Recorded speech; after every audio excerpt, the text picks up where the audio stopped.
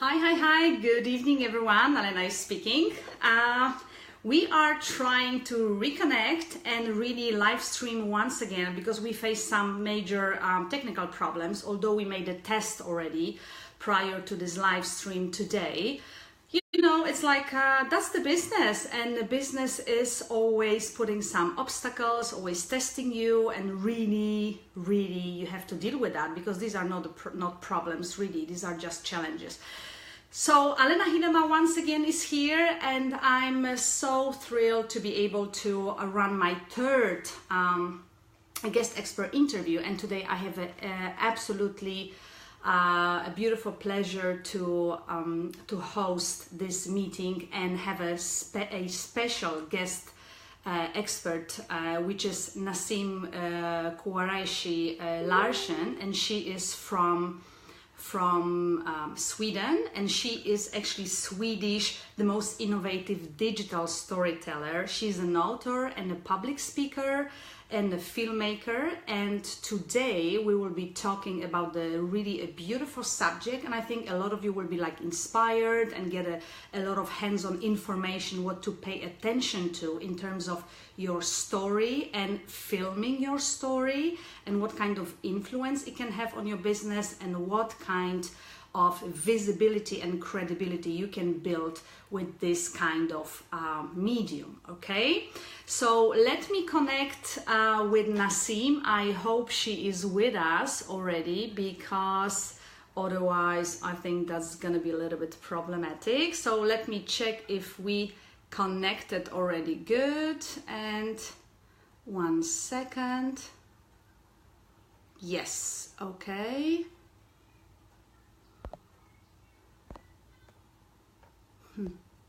I can't bring Naseem on the camera. I don't know why.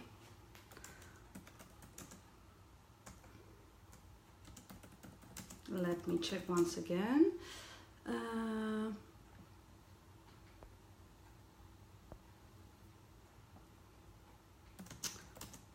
What is this?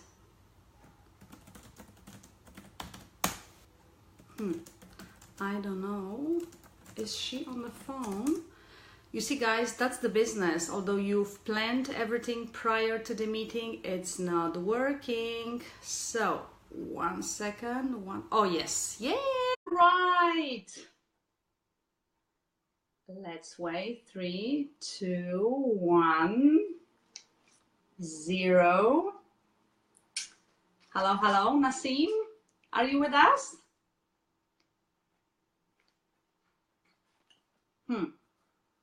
Declined video invitation. What's the problem? Okay, guys, let's don't lose the temper. Everything will be fine, and we will finally live stream, and I will be super added value. I promise you that, because I met Naseem. Wow, great! There was something with the rotation of the phone. For some reason, it wouldn't rotate, and then it wouldn't let me in. I'm telling you, my dear, these kind of problems are not the problems. These are just small challenges. Yeah. I would love to have kind of challenges in my business. So I don't know if you had a chance, Naseem, to hear what I was telling about you prior to inviting you. I just said that I'm very thrilled to have you with me tonight, and as a special guest, as a guest expert, because I think that a lot of ladies out there, even if they don't, watch it with us today, they will have extreme added value from you in terms of really paying attention to what do they need to do in terms of really raising their credibility and visibility in, with the visual, with the film expression, actually, right? So, can you hear me?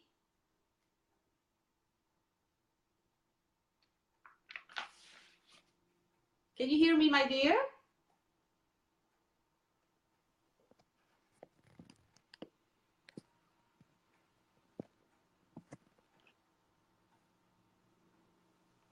I think you stopped.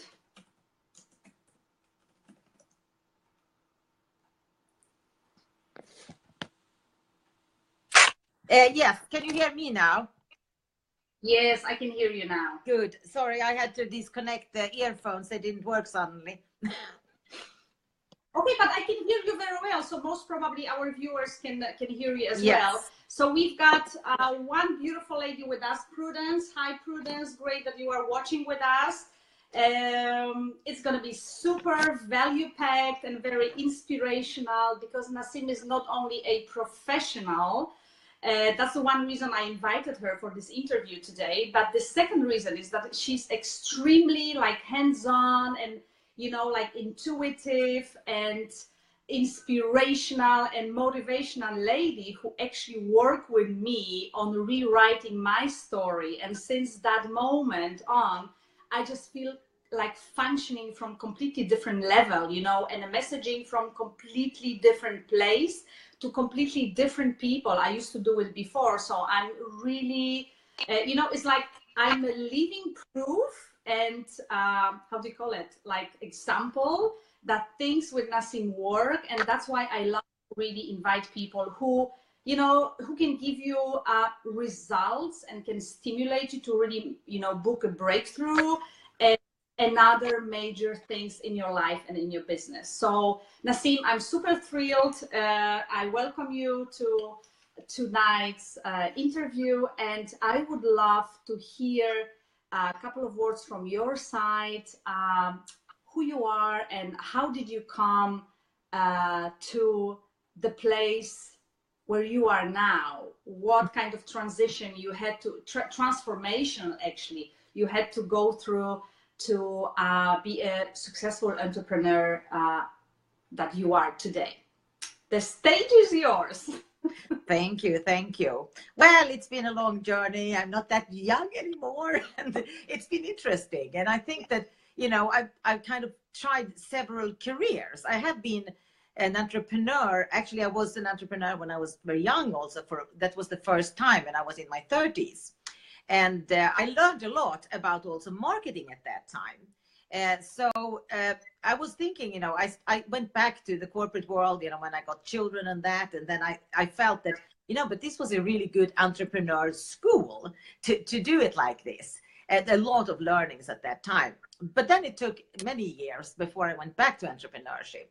But I'd always had this feeling that, it's fun and creative to be on your own, and not always have to follow rules and regulations of big corporations. And Yeah. There came a time again in my life when I felt that I'd had enough of big corporations, though I do enjoy it too, because there are a lot of things you can learn also. So I was 10 years in IBM, and what I loved about IBM was actually all the available knowledge that was there. But I think that I became what many people call an intrapreneur. That means that I was like an entrepreneur internally. And luckily for me, that IBM also encourages innovators, because that's what they live on also. For big corporations, if they only are like about rules and regulations, they'll soon be dead. So they have to have people who are also future oriented and like to be creative and so on. But still, a few years ago, I felt that I needed to change.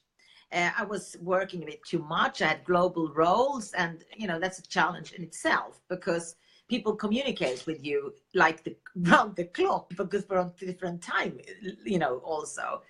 So that was very tiring. I was working a lot with the US, and they used to have meetings on, which was for me Friday evening, for them Friday morning, but for me Friday evening.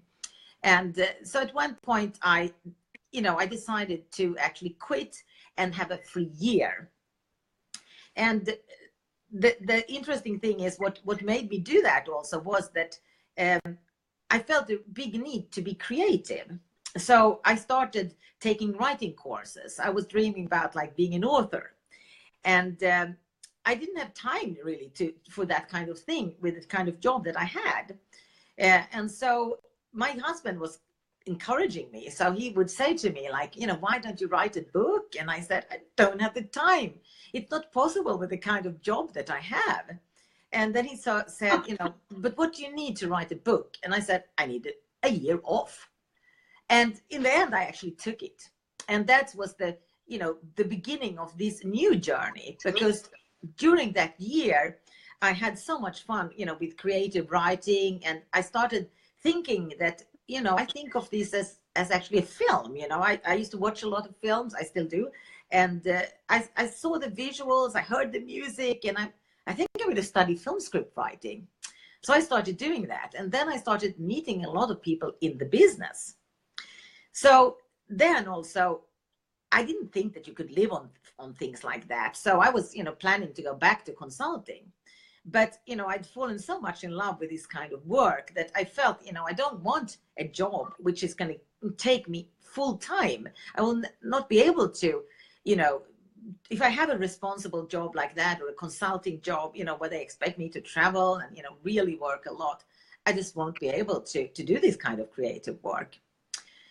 So I decided to be on my own as a consultant. And that's also part of why I'm doing branding now, because when I started to sell myself as a consultant, suddenly without a big brand behind me, I realized that it was really difficult. You know, they don't want to pay you the same amount. They're kind of skeptical, and, you know, you have to suddenly prove yourself in a way that you don't when you have a big brand behind you. So that was a big realization, that I had to build my brand. And because I'd been having global roles, I wasn't known in Sweden anymore. So, and I didn't have contacts. So I had to, you know, start from the bottom and actually build my.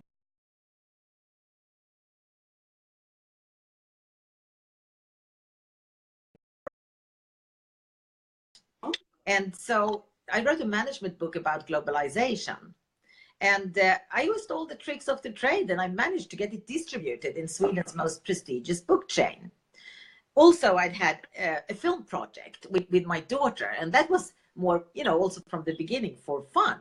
But I used all my skills from consulting and so on. And I did, you know, my strategic homework for the project. And I thought, well, it, you know, would be nice if somebody actually saw the film, because we put so much work into it. And I managed to sell it. So suddenly, you know, I was actually a professional in the film business, from, you know, nothing to, that surprised myself. So, and also while I was doing my branding work, I also realized how effective film was. And I was also buying a lot of these skills from US, because they are marketing geniuses in US. So a lot of things that I learned about branding, etc., I learned from Americans. And of course, they use film in their marketing.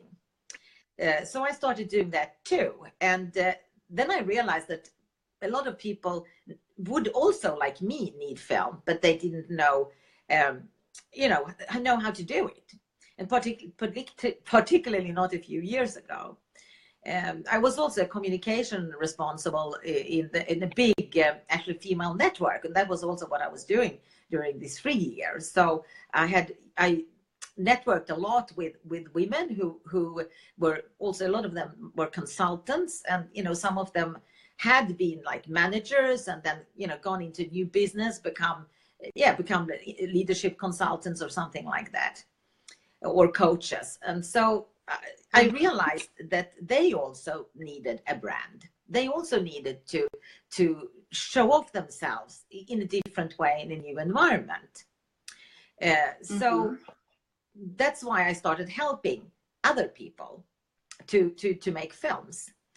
And also thought that, you know, if I combine my skills in consulting with filmmaking, you know, I can help people to brand themselves.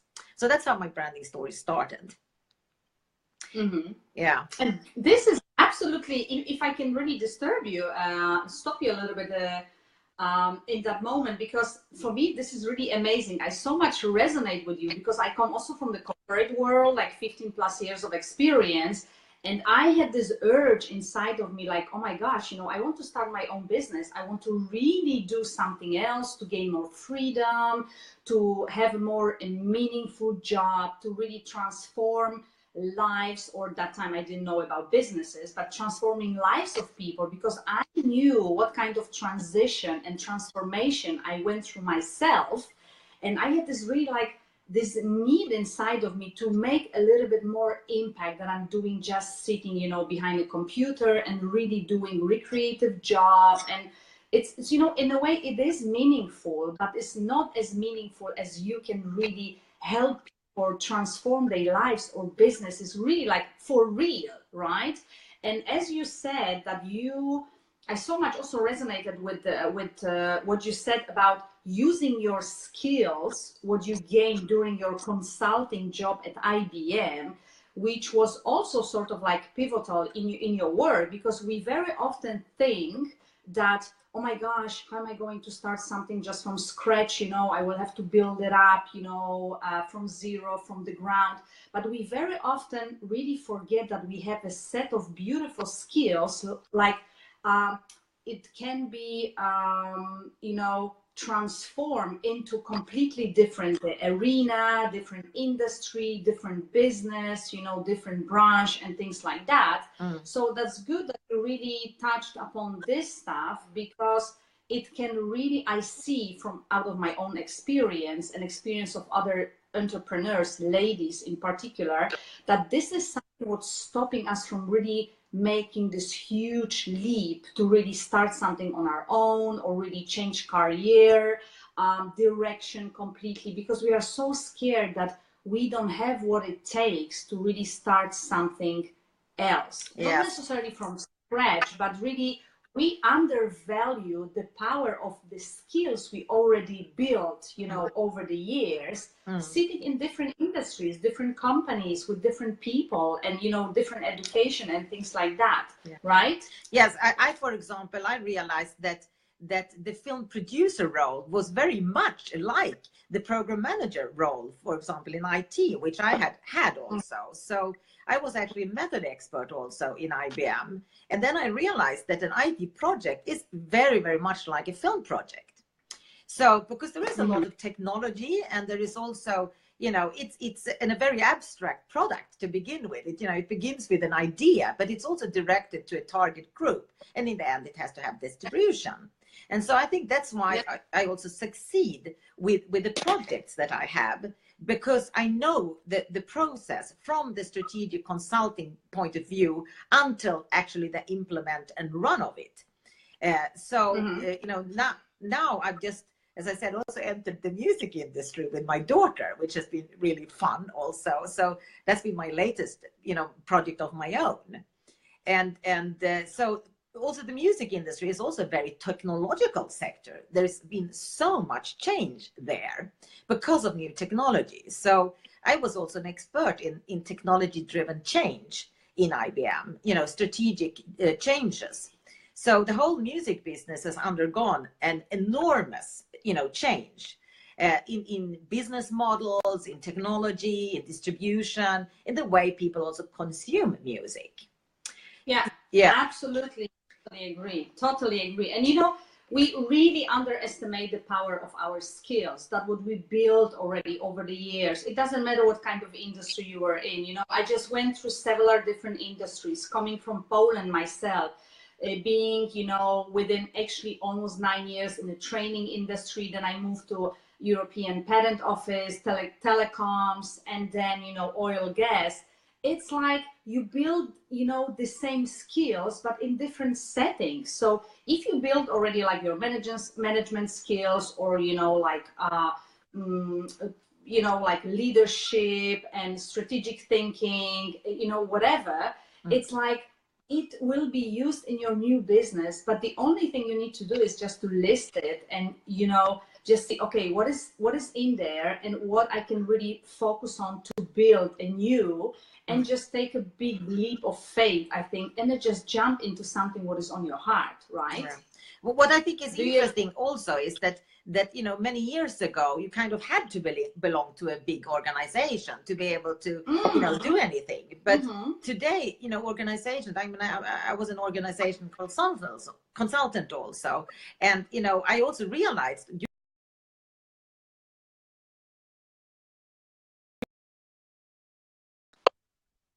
organization like IBM does not have, you know, a lot of employees the way they used to. They all, you know, they work with smaller firms. So this means also in the small business world that you can, you can have other, they call it, like affiliates, you cooperate and you create virtual organizations with other small business owners, which are also like ad hoc organizations that they may be temporary during, a special period and for a special project or whatever. But also there are a lot of platforms also for people that are on their own. So, for example, my daughter now is being featured on the front page of a music site called Reverb Nation. And so it has like 3.8 million people, musicians in the world on the site. Right now, she's number 22 in London, which I'm very proud of. But yeah. So, but it's a marketing platform. And that any person, any small business can use. So there are a lot of, tools out there when you are, even if you're on your own, that you can use. Totally agree with you. But, we have to really take the big leap of faith, just dive deeply into stuff and really try to really find your way, because as you said, the online space is really seriously unlimited. When I moved from the Polish market in the Netherlands, working as a life coach, building really nice, business, and I was really satisfied. But, it was sort of like, it was just too small for me. I had something on my heart. Okay, I'm going to go really global. I'm going to take the big leap and think big, because I was always thinking big. And then, you are in this space and you are trying to find a way to differentiate yourself, right? And here the challenge starts. And that's why I just invited you for my interview, because I know you are really super expert in the field. And I would like you to explain our viewers, to give them a little bit like, first of all, hands-on information, but also a little bit inspiration and faith that it's possible to really stand out in a sea of other professionals, other experts, and things like that. You will say how we can really do it. So in the meantime, before we start, I would like to really welcome our viewers. I see Julia is with us, and probably there will be many more women watching replay as usual. So Julia, it's nice that you are watching with us. This is my ex-colleague, which really also stimulated me and motivated me a little bit to really quit the job and go for my dream. So my best greetings to you, Julia. All right, Naseem, let's start really dive deeply into really hands-on stuff. And I would like to, my first question to you is, I would like to ask you, why is it really important to have a branding story? Could you elaborate a little bit on that? Because I see that many entrepreneurs, they really undervalue or underestimate the power of their story that it can have for building their brand, their visibility, their credibility, and attractive, which has direct influence or like correlation with really, what kind of people we are attracting.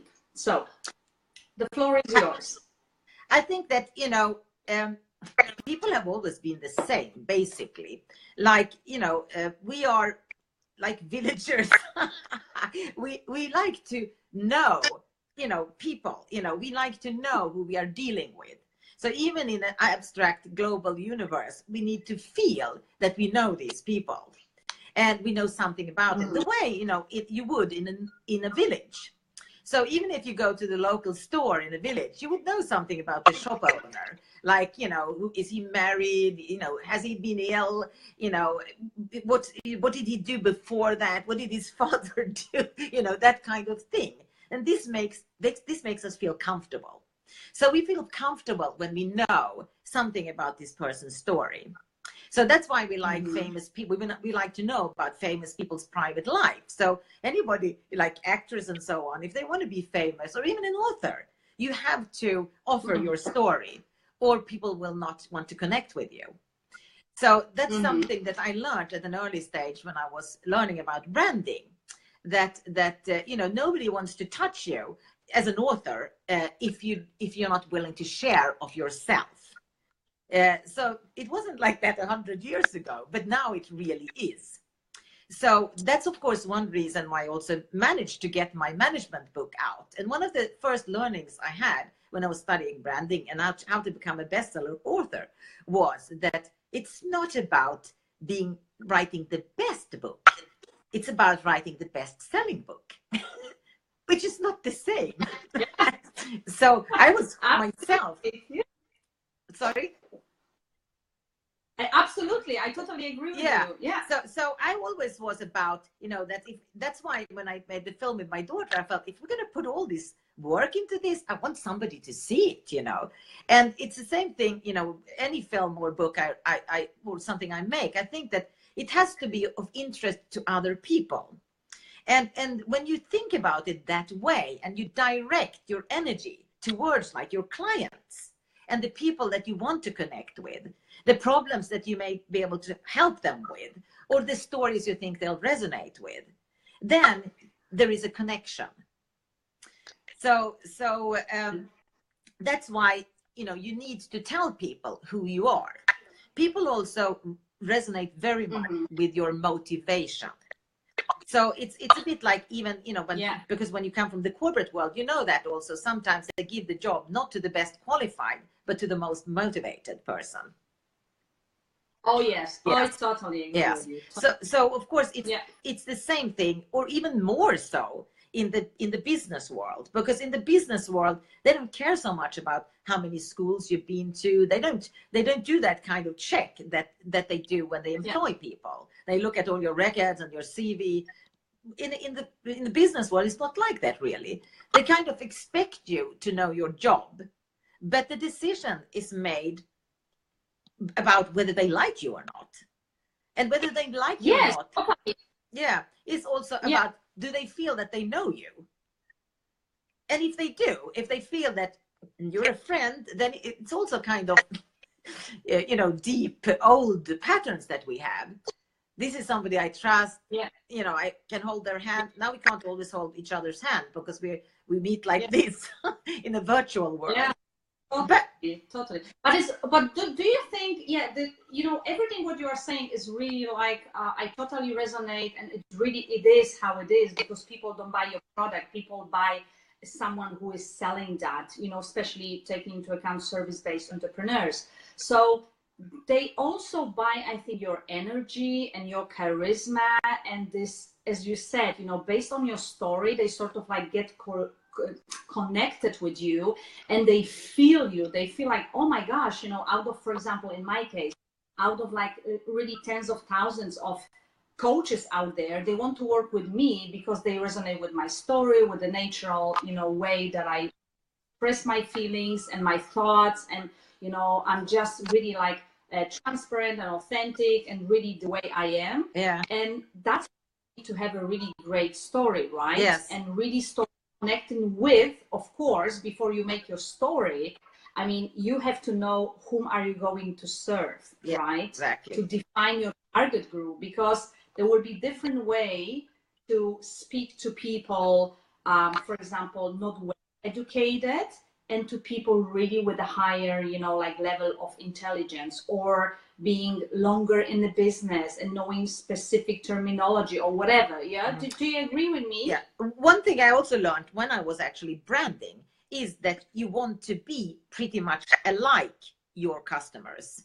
That is usually, a connecting factor. So that even goes for like the clothes you wear. So when you should, talk, even if you have different categories of clients, you should dress differently for each client. So when you're doing film, I think it's very interesting, because when I started studying film, film directing and all that, I realized how much every bit in a film, plays a part. So, how do you create a character? So what you are doing is you're creating a character. You're letting people see a character. So even like the color of your clothes, I'm a creative person, so I'm wearing pink. I'm also a bit, I'm not I'm also a consultant. I have a consultant background. So the combination is is a stricter jacket with a creative color, for example. So people subconsciously note this. If I was wearing a dark blue jacket, it wouldn't resonate the same way with, you know, my character. So I like to make films for people where I utilize like also the scenography. So, you know, when a character comes into a room in a film, you have to know intuitively, immediately what kind of character it is. You will see that by the way they speak, you know, the words they use, the clothes they wear, the way they act, you know, and also the environment. Because, you know, if this person is coming into a nice hotel with nice dress and speaking in a very articulate way, you will think that, oh, this is a successful person, probably, you know, and you start thinking immediately, what background does this person have?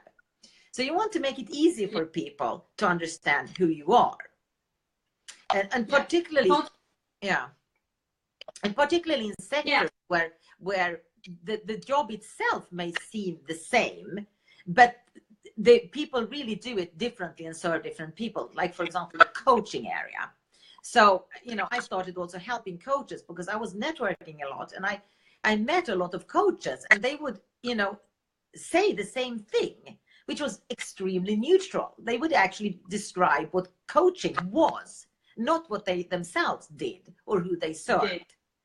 So it was almost invisible and impossible to know. And then I was also thinking, this is really difficult for people who are going to buy a coach because they have no idea. They can't compare. They don't know the difference. So that's also how I, you know. And but you know, there were also no thoughts. Sorry?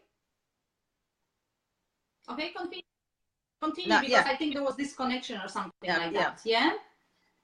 Yes, so that's why, of course, your story is important, because that will enable you to connect also better with certain people or categories. So even also when I wrote my book about globalization, you know, I also wrote about my personal story in the beginning of the book, and also I got PR and so on, you know, I got press and so on. And why? Because people find it also fascinating, because I was kind of born global. I mean, I have an Indian father and I have a Swedish mother, and you know, my father worked abroad for many years, etc. So and also remarried an African woman when my parents got divorced. So you know, the whole world has been part of my life since. So that becomes also a skill that was there already before I started working in global roles. Yeah. So a lot of people, and that gives you a little bit more color and more, you know, that positions you also differently, right? From that, you know, who are really, you know, from national market, who didn't have experience abroad, you know, and who didn't work abroad and things like that. So that is really also part of your story that can attract, you know, specific group of people who can resonate with you. Oh, you know, this lady, she knows what I'm going through, what I came from, or, you know, whatever. So that's also something you put on your story, obviously, right? And also, I think for me, it's also that I easily also connect with people from other countries. I think that, you know, I feel pretty safe with anybody from any country. It's like when we met, I, you know, very quickly connected to you, and I feel that, you know, very much what we have in common. So, you know, and I can even intuitively feel that. But a lot of people, they get scared when they're going into another country or another culture. They think people are much more different than they actually are. But then also, I think that my love for film and literature, it has also helped me, because I love to, you know, to read about other countries and, you know, and authors from other countries, and see films from other countries. So I think also that when you share what your passions are, also, it might be something, you know, from your free time. It usually also tells people a lot about why do you do what you do? You know, what is it that you enjoy? Yeah. But, you know, we just subconsciously build, you know, on this story. We don't even know what we really hold behind. And when you really start, for example, when I was really sitting with you and really drafting all this stuff, what I went through, what I come from, you know, what kind of a performer I was, and challenger and leader, and, you know, and so on, that it was really amazing, like really like awakening. Like I concentrating completely on different part of my story, attracting certain and not really necessarily right group of really audience for myself. And since, you know, I broke through, and, you know, I just got emails and, you know, messages from, you know, from Dubai, from the US, from Switzerland. It was just amazing, you know, how really couple of hours of really like intensive, deep, you know, work can completely change your way of thinking about yourself, about your business, about your purpose, and about your whole background. Because come on, Naseem, we are, you know, like 40 plus, and we have huge luggage of, you know, beautiful memories, beautiful experience, beautiful achievements, but also set of failures. And that's a part of our success story, actually, right? Yes, and that's very interesting. That's an important part of that's an important part of your story, actually. The learnings that you have from difficulties. So every good story has a crisis. People hate books or films where nothing bad happens to people because they have nothing to learn. So life is a learning experience. That's what it is. So you have to go through things, and everybody goes through things. Everybody goes through ups and downs. So one of the things about literature is the purposes it serves. It's also to help people understand their own lives. And so they want to know about other people who have had similar challenges and how they faced them and what they did, because that's how you learn. So but every story has to have also a learning. So that's also something that not everybody understands. I see storytelling misused also. Like now it's become very popular to tell people about like drug problems or alcoholism and, you know, very, you know, deep problems, or being homeless and so on. But the important thing with that, it's not actually about saying that something really horrible, you know, like I was at the bottom of the pits and I was raped and it's not, that's what it's about. What it is about is that you had a challenge and you found a way to overcome it. And it in fact propelled you forward faster than you would have otherwise. So for example, a lot of people have had bad illnesses. They will say, my God, I realized I wasn't living my life in the right way. And after this illness, I got a new understanding. So for me also, it was, my mother died of cancer when I was 40. It was my 40th birthday. You know, I was like, she almost died, you know, just a couple of months after that. She was really ill, you know, when I was approaching my 40th birthday. And that really made me think, you know, I was at the peak of my career. You know, I had everything that I wanted, I had children, but I felt also already then that I was working too much. And I started thinking, you know, life is short. What if I don't have as many years as I think I have? And then I started thinking, I'm going to enjoy every day. That became like a mantra for me. Every day is going to be a good day. So I also felt that, and that's something that I resonate with, you know, when it comes to entrepreneurship, that a lot of people, they do what they love. And it's not about money. It's about doing something that gives you personal satisfaction. So I also love to. Yeah, and I heard this, and I even made a post about it, that, you know, when you do what you really like to do, then, you know, money is just side effect of your work. It's not, it doesn't become a purpose really, you know, but it's sort of like you just get clients from, you know, you don't even know from where are they coming from. For example, the lady I got an email from, it's like she's been lurking like for 6 months and I didn't even know that she exists.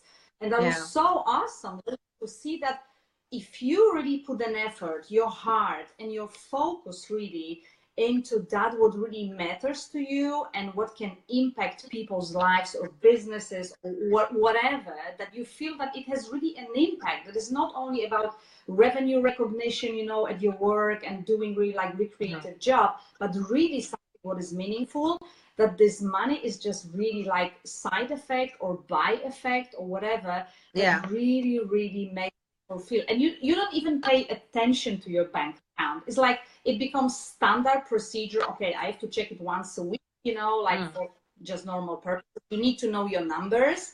But it's like, it's not the first thing you are really checking every single day. If customer popped up, if you sold something online or whatever, you know. So that's really absolutely awesome. The funny thing is that also when I entered the creative sector, I also saw this, that they didn't think much about money. They thought about what they wanted to achieve. And so they even got things that other people would have to pay for, and they got it for free. And that also started happening to me, like things that I would pay for, because I used to pay for to have fun. So even like the first film course I took, I spent a lot of money on it. In the end, it started being that I got stuff for free, you know, and I started being invited to free things and, you know, being with really interesting people, and I didn't pay anything. Then in the end, I started getting paid. And at first, I didn't even expect it. So like the first film that I sold, it became a bestseller. I really didn't expect that. So one thing that I want to say to people also, a lot of people think about what I don't have and why I can't do it. That's a mindset that very many people who are on their own have, you know. Yeah, but I can't do that because, you know. So, but I used to be a lean consultant, also an efficiency consultant. So I think like, but what resources do I have? What is it that I actually have? Yes. And what can I do with it? Totally agree. Yes. And so, and I build a vision. So in my film projects, I build a vision, and then people start coming to me. So for example, music rights are very expensive. I made 2 films with professional, even, you know, world famous musicians that have given me the rights to their music because they're attracted to what I'm doing. And also like with my daughter's music career, I think it's very funny because I remember I asked her, you know, what do you really dream about? My mom, she's a fantastic singer, but you know, she's also grown up in an area where most people have ordinary, you know, their economic jobs, you know, they're lawyers or something like that. And so she doesn't come from a family where people are musicians. So but she said, you know, I really like to be a singer. You know, that's what I dream about, you know, and I'm alone in my room, kind of. And so I said, why don't we go for it? Why don't we see what we can do? And I said, let's have a work meeting. So we were sitting, you know, in a cafe close by here. And I said, let's have a meeting, set up some goals, you know, here. And so I think it's really funny now, because I remember also when I started with the film, it was so small, and then it just grew and grew and grew. And suddenly, you know, the whole next generation Swedish kids are growing up with our film that we made in my house with her friends, with, you know, with our car. My husband was a driver, you know, it was, the whole thing was done with friends, relatives, and the resources that we had. And exactly.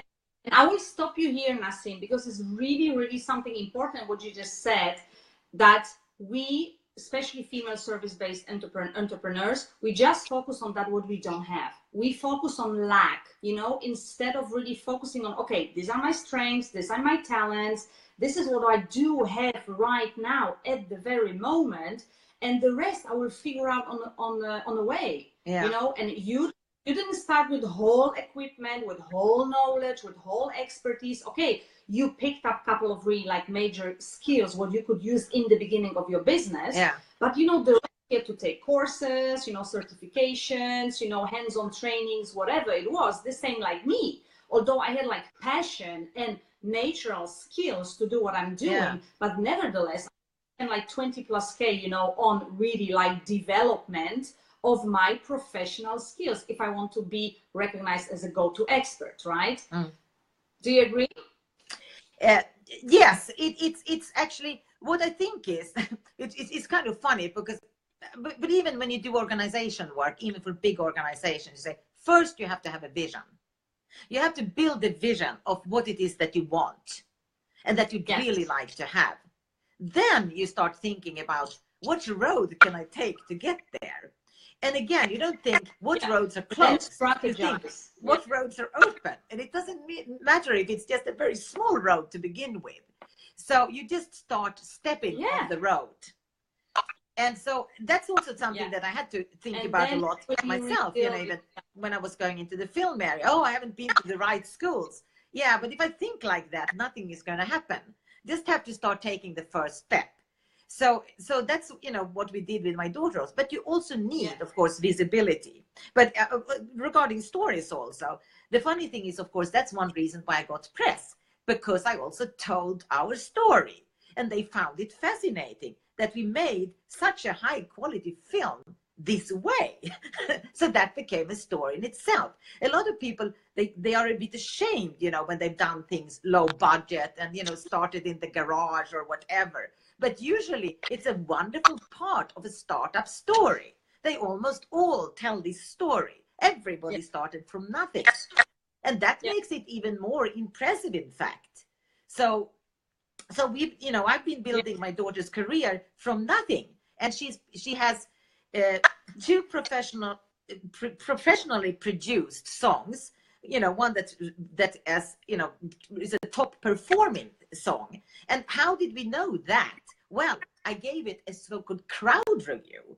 So, you know, I bought, you could say, you know, testimonials from other musicians, and they loved the song. So it got a really high rating. So that's how she ended up on the front page. And the more people that are seeing it, they're going, my God, this is wonderful.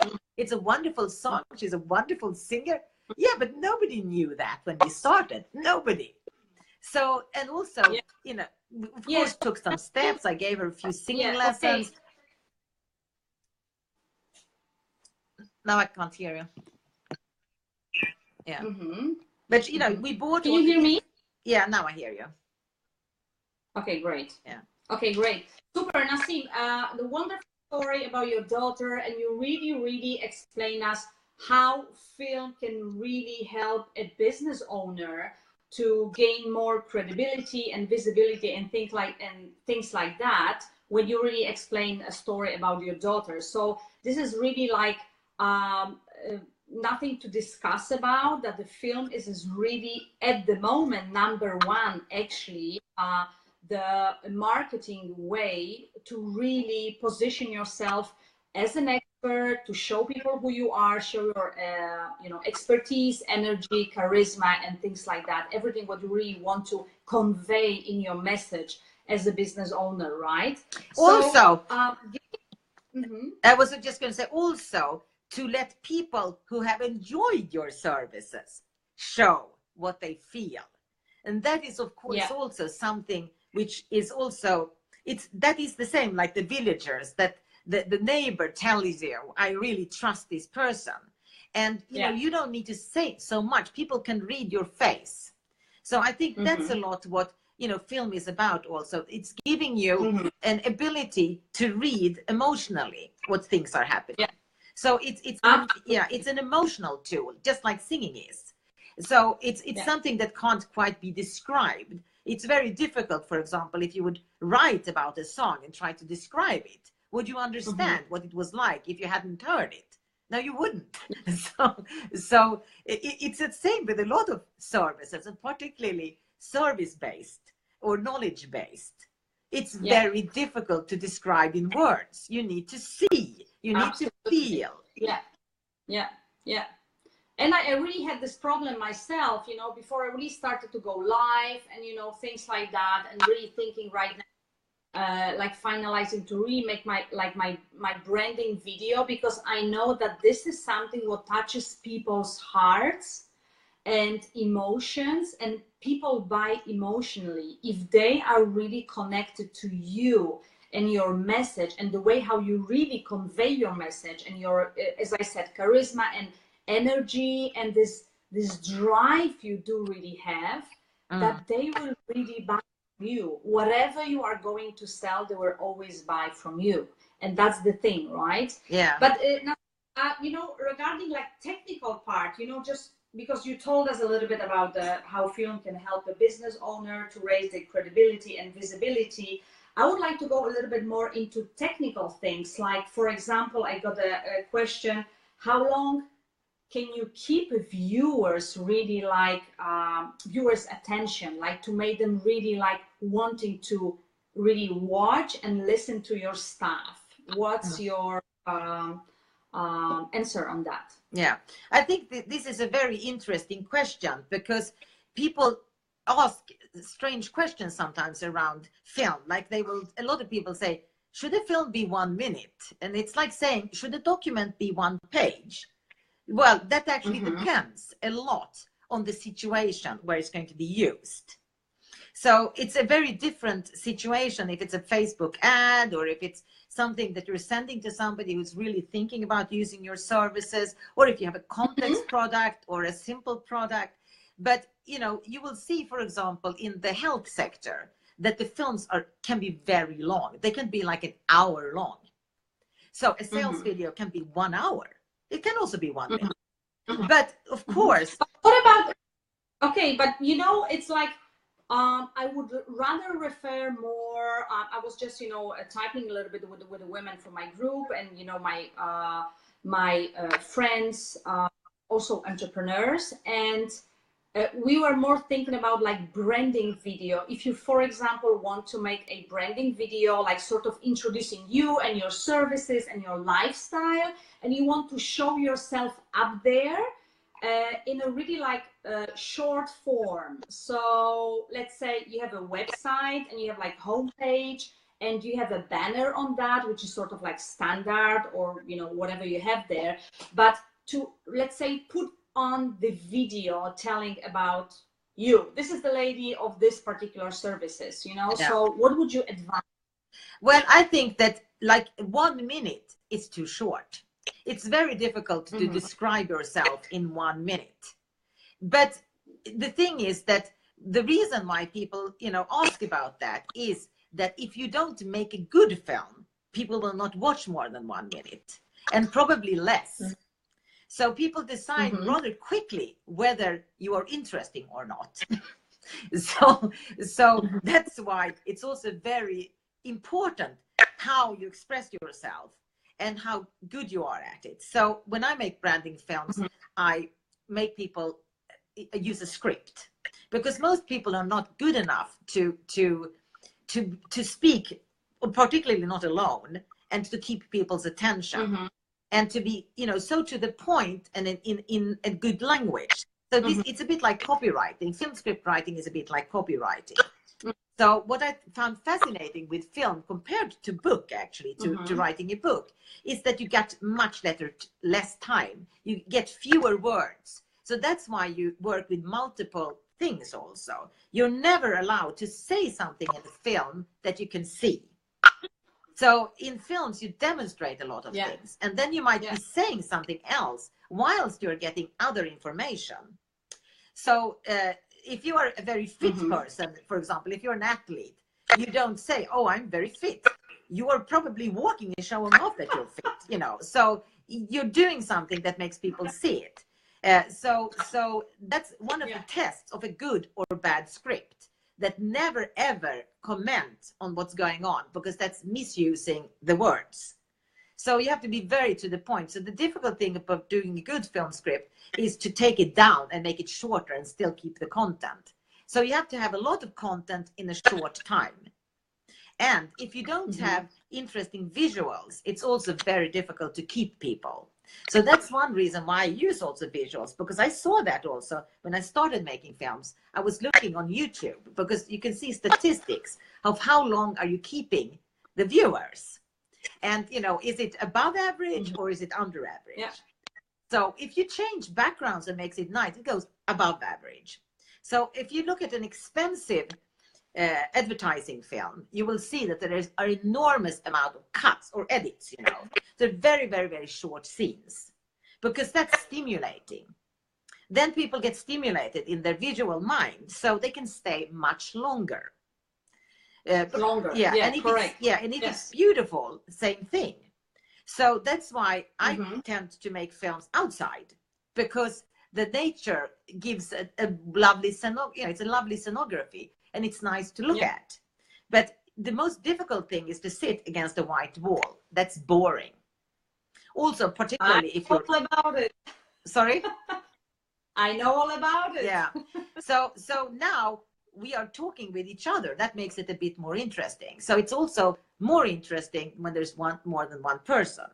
So that's why you can use like an interview format, talk show format, so you can use a lot of different formats to make it interesting. Mm-hmm. And Naseem, okay, that sounds everything really, it was super hands-on. Thanks for sharing So, that. sorry, I did not answer properly though the question, because I would say 1 minute too little. I usually think that 3 to 6 minutes and efficient minutes with good visuals, then you can keep the attention and get most of what you need said. So usually when I make a script, I can sit 2 hours with somebody, hear everything that they say, and basically get everything down in 6 minutes.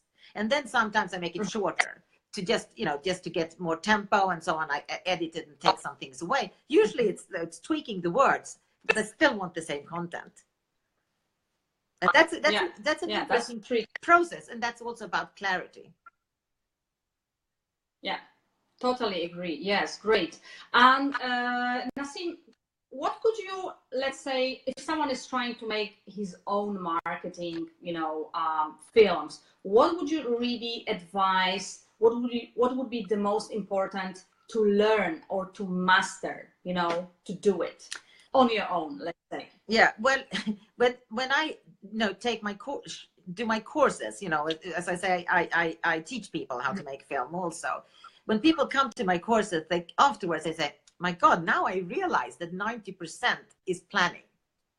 And that's also what you will see when you in the film world, making a long movie, a real feature film. The pre-work can take years and at least months. The shooting takes only 1 month, and then the afterworks take several months. But if you don't do a good pre-work, then the afterwork is almost impossible. So that's why a lot of people, they start filming a lot, and they just gather film, and that they don't know what to do with it. So nothing comes out of it. So you want to plan very, very much, even if it's an event film, or you're going to film yourself on stage. I mean, if you're going to be on stage 2 hours, what are you going to do with a 2-hour film, for example? Most people don't know. They're like, I don't know. What am I going to do with this? Why did I do this? It never ends up anywhere. So you have to think, well, maybe I wanted to show myself interacting with people. I wanted to show myself. So you have to think from the beginning, what's the purpose of this film? What I want to show about myself? Why am I doing this? What is it I want to tell them? Where are they going to see this film? What I want them to do after they see this film. That is the structure that you have to create.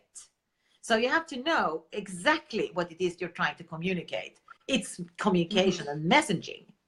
So, and then the fact that you're actually filming it is just an extra tool with more dimensions. So you have to think about every dimension.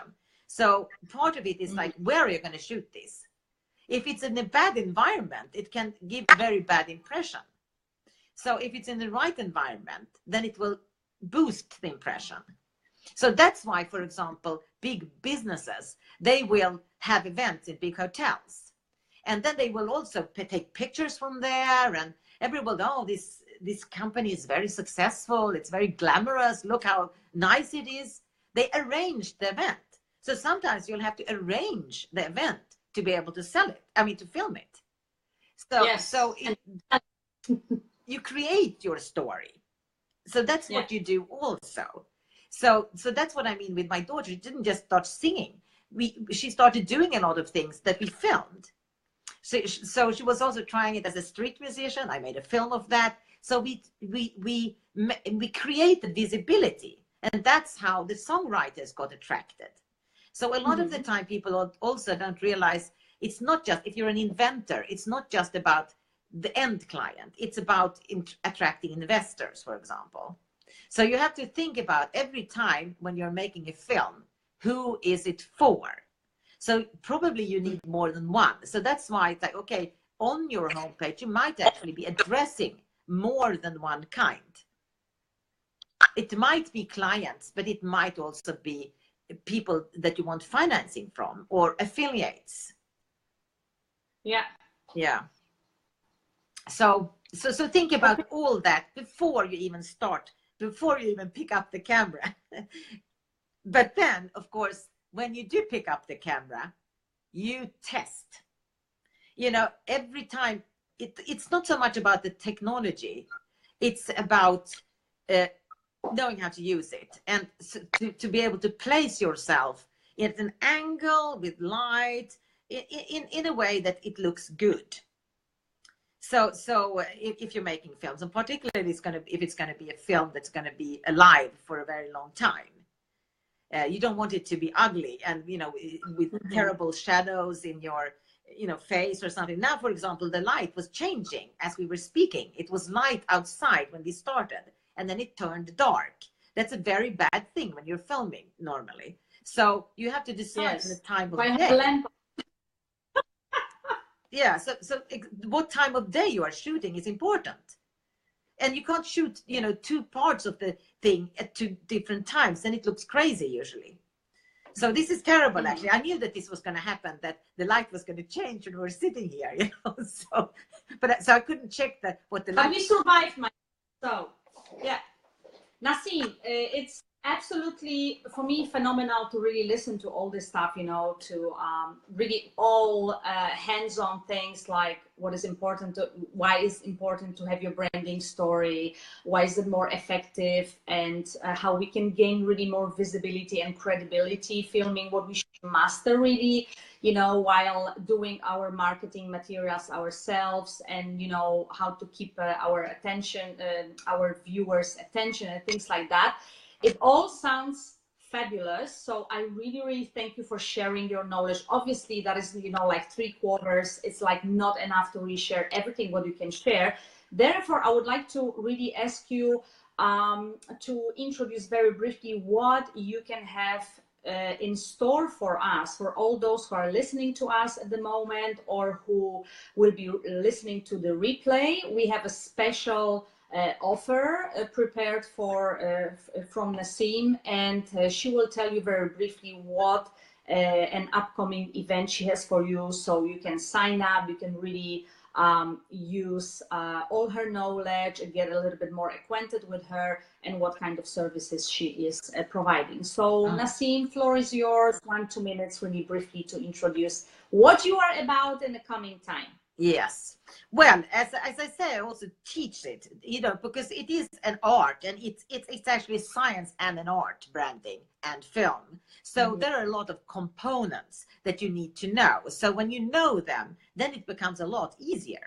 So, you know, I've also even, you know, as I said, just getting my book out, I studied how to create a bestseller book, you know, and it works. It's methods, you know. So you can learn a lot of things that way. So I actually share my method of how to create the content of a branding story. And then I also show it with examples from my films. So you can see, you know, how you can build it yourself also, if you want. So it's the building blocks of a branding story. And I also talk a bit more about what branding, personal branding actually means, what it is. So that's a free workshop that I have. It's 90 minutes. And I also, you know, I have a mentor program where I also help people on the way so that they can also get feedback on what they do and develop their, you know, their marketing materials, because normally you wouldn't want one film, just like you wouldn't want one document, you don't want one film. You want different types of films for different purposes. So of course it's a multi-communication thing. So with my daughter, I made several films. And of course, I have several films myself. And I made several films when I was marketing my book. So I had a book release that was filmed. I was, you know, at university lecturing, that was filmed, you know. So you will want to think about, you know, what kind of films do I need in my business that I can use to market myself? And how will people, you know, connect with me? Because training is also a great way to offer your services so that people get to know you. And today, for small business owners also, it's very difficult also to be live all the time, to doing this kind of thing live and webinars. But if you save things, and then you can reuse it. So, you know, millions of times. So it's very effective also with film. Yeah. All right. So you will be launching your webinar, and can you say us about date and how we can really sign up for that, and for how long you're going to have it, and do you have any special bonuses or things like that? Just very briefly. It's going to be on the 4th of May. It's a Friday at 11. So, you know, it's basically during the lunch hour. So I saw that a lot of people could actually make it at that time. So 11 till 12:30. And you will get a really special offer at the end of the workshop. So I recommend that you come and stay until the end, because you will get a really nice offer then. Yeah, and so a lot of people have gone through this, and so they've really enjoyed it.